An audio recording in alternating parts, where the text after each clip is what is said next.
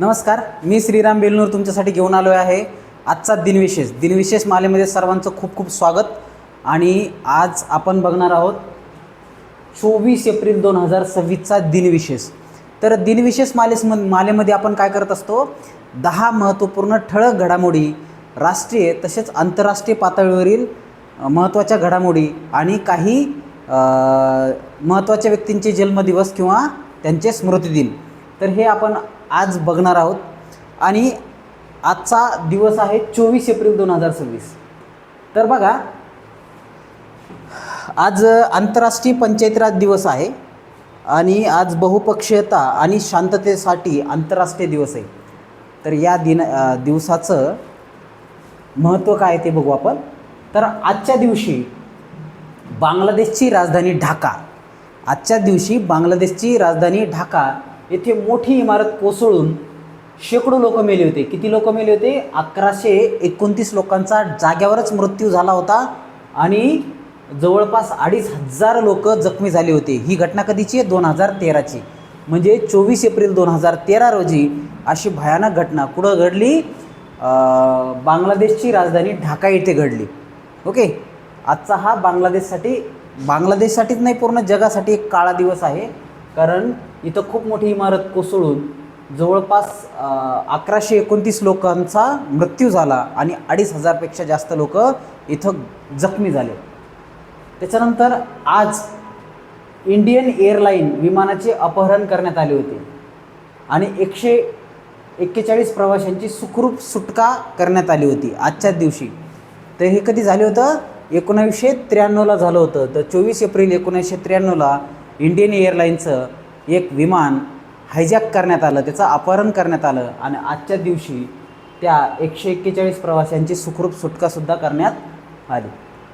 त्याच्यानंतर बघा, आजच्या दिवशी अंतराळात प्रसिद्ध दुर्बीण हर्बल नावाची प्रसिद्ध दुर्बीण कशासाठी शोधली? तर अंतराळामध्ये सोडली. कशासाठी? तर अंतराळामधील विशिष्ट किंवा बहुमूल्य फोटो जे आहेत ग्रहाचे उपग्रहाचे ते घेता यावे यासाठी सोडण्यात आले. त्याच्यानंतर आज गांबिया हा देश जो आहे प्रजासत्ताक राष्ट्र म्हणून उदयास आला. तर गांबियाची प्रजासत्ताक दिन आहे आज. 24 एप्रिल 1970ला तो प्रजासत्ताक झाला. त्याच्यानंतर मॉरिशस हा एक प्रगत देश युनायटेड नेशनमध्ये UN समावेश झाला. कधी? तर 1968ला झाला. त्याच्यानंतर रशियाचे अंतराळवीर व्लादिमीर कोमोरोव हे पॅराशूटनं उघडल्यामुळं मृत्युमुखी पडले. तर हे पहिले अंतराळवीर आहेत की जे अंतराळामध्ये 1967 रोजी पॅराशूट न उघडण्यामुळं त्यांचा मृत्यू झाला. त्याच्यानंतर छत्रपती शिवाजी महाराजांनी भोरवाई प्रांतातील केंजळगड हा किल्ला 1674ला म्हणजे 24 एप्रिल 1674ला महाराजांच्या राज्याभिषेकाच्या 2 महिने अगोदर जिंकला होता. ओके. त्याच्यानंतर आज क्रिकेटचा बादशाह किंवा ज्याला आपण काय म्हणतो क्रिकेटचा देव म्हणतो असा सचिन तेंडुलकर याचा जन्म झाला होता 1973ला. ओके, म्हणजे 24 एप्रिल 1973ला सचिन तेंडुलकरचा जन्म झाला होता. तर सचिन तेंडुलकर हा कोण एक खेळाडू आहे आणि या खेळाडूनं सर्वाधिक धावा करण्याचा विक्रम त्याच्या नावे नोंदवलेला आहे. आत्तापर्यंत तो तोडला गेला नाही. वन डेमध्ये आणि कसोटीमध्ये सुद्धा सगळे मिळून भरपूर धावा आहेत त्याच्या आणि 100 शतकं आहेत. त्याच्यानंतर मास्टर दीनानाथ मंगेशकर यांचा मृत्यू झाला होता आजच्या दिवशी 24 एप्रिल 1942 रोजी दीनानाथ मंगेशकर यांचा मृत्यू झाला होता आणि त्यांचा जन्म झाला होता 29 डिसेंबर 1900 रोजी. आता हे दीनानाथ मंगेशकर कोण आहे? तर हे लता मंगेशकर, आशा भोसले, हृदयनाथ मंगेशकर यांचे वडील आहेत आणि यांनी संगीत क्षेत्रामध्ये अशा खूप मोठं एक पिढी घडवण्याचं काम केलं. लता दिदी आणि आशा भोसले, उषा मंगेशकर, त्याच्यानंतर हे 4-5 दीनानाथ मंगेशकर, हृदयनाथ मंगेशकर हे सगळ्या लोकांनी संगीत क्षेत्रामध्ये खूप सारं योगदान दिले.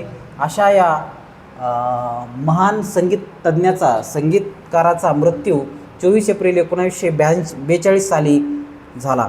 त्याच्यानंतर कुमार धर्मसेना हे जे क्रिकेटर आहेत, श्रीलंकाचे क्रिकेटर आहे कुमार धर्मसेना. तर ह्या क्रिकेटर म्हणजे जे पूर्व कप्तान राहिलेले श्रीलंकेचे, यांचा जन्म झाला होता 1971ला. आजच्या दिवशी 24 एप्रिल 1971ला त्यांचा श्रीलंकेमध्ये जन्म झाला होता. तर हे कुमार धर्मसेना हे एक खेळाडू आहेत आणि श्रीलंकेचे पूर्व कप्तान आहेत. तसंच आज राष्ट्रीय पंचायत राज दिवस आहे. तर बघा, 73व्या संविधान घटना दुरुस्ती अधिनियम लागू करण्यात आला. कधी? तर 1993ला.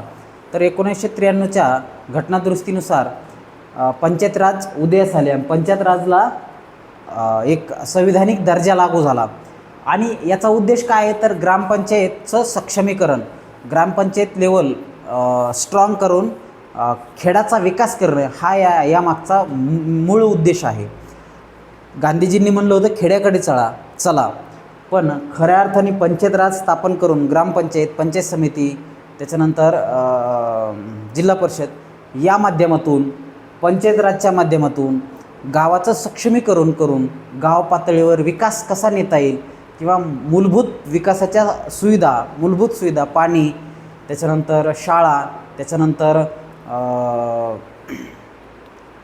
गावातली आरोग्यसेवा असेल, यासारखे मूलभूत प्रश्न सोडवण्यासाठी पंचायत राजची स्थापना करून गावाचा विकास करण्याच्या हिशोबानं घटनादुरुस्ती केली होती. आणि 1993 पासून पंचायत राज दिवस म्हणून हा 24 एप्रिल हा पंचायत राज दिवस म्हणून साजरा केला जातो.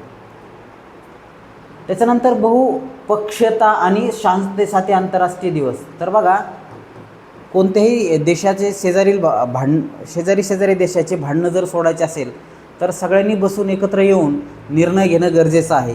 तर यासाठी हा आंतरराष्ट्रीय दिवस म्हणून साजरा केला जातो शांततेसाठी.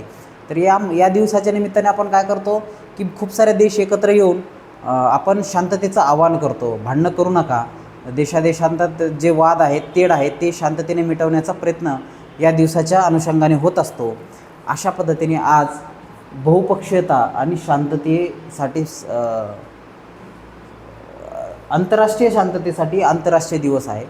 तर इथं खूप सारे देश एकत्र येऊन शांततेसाठी तोडगा काढतात. जसं अमेरिका, रशिया युक्रेन वॉर चालू आहे आणि पाकिस्तान मध्यस्थी करून काय करतं आहे, शांततेचं आव्हान करतं आहे. आणि ते आव्हान काही दिवस पाळलं जातं आहे, नंतर परत मोडलं जातं आहे. हार्मुस जी स्ट्रीट आहे, समुद्री स्ट्रीट, तिथून खूप सारं तेलाचा व्यापार होत होता, तो बंद करण्यात आला आणि जगाला इंधनाचा तुटवडा निर्माण झाला. तर हे सध्या भयानक परिस्थिती आहे जगामध्ये. तर या भयानक परिस्थितीला जर तोड द्यायचं असेल तर सर्वांनी एकत्र येऊन शांततेचं आवाहन केलं पाहिजे आणि शांत राहिलं पाहिजे, त्यासाठी प्रयत्न केले पाहिजे. असंच या दिवसाचं औचित्य आज आपण साधलं पाहिजे. त्याच पद्धतीने पंचायत राज दिवस आहे, तर ग्रामपंचायत आणि गाव पातळीचं सक्षमीकरण झालं पाहिजे. त्यासाठी नवतरुण युवकांनी पुढं येऊन गावाच्या विकासासाठी योगदान दिलं पाहिजे. त्यासाठी भ्रष्टाचारमुक्त आणि एकदम सुशासन आणण्याचा प्रयत्न गाव पातळीवर केला पाहिजे. असंच या दिवसाच्या अनुषंगाने मी सांगू इच्छितो. तर आजचा दिनविशेष तुम्हाला कसा वाटला हे कमेंटमध्ये सांगा. 24 एप्रिल 2026चा दिनविशेष होता. चला, नमस्कार, धन्यवाद.